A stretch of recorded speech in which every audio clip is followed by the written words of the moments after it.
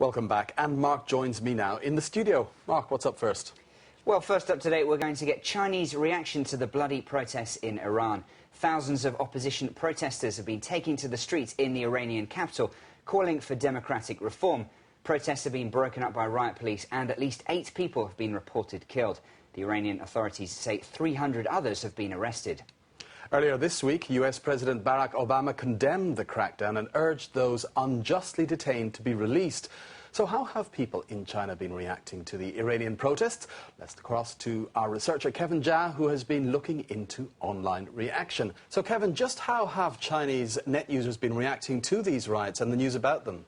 Well, some people are reacting to the news with a lot of excitement, saying that they support the Iranians fighting for their freedom and saying that the Iranians deserve a better government. Some have said that an autocracy will eventually lead to unrest, so they're expecting to see a revolution spread across Iran.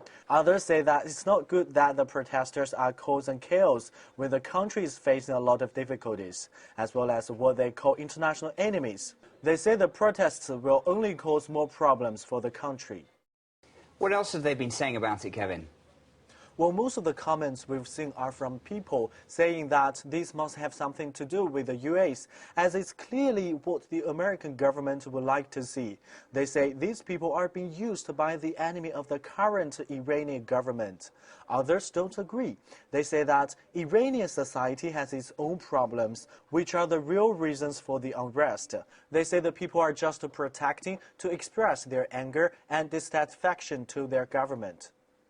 Thanks, Kevin. Now, Fergus, just to put the relationship between China and Iran in context, for the last 3 rounds of sanctions, China and Russia did get on board with the other members of the UN Security Council, voting in favour of these sanctions, whereas in the past that hadn't been the case. But on the other hand, China's state-owned energy companies plan to invest over $100 billion in Iran's energy sector. So there's a bit of a balancing act here. Indeed, a fine balancing act for the government here, because they have openly said that they're in favour of non-nuclear proliferation, stopping the spread of nuclear weapons. So they will publicly have to come follow through with that. On the other hand, Iran is a huge source of oil for China. With the new pipelines going in that direction, almost reaching to the country, could become an even more important source. So a very difficult balancing act for the Chinese government. That's right.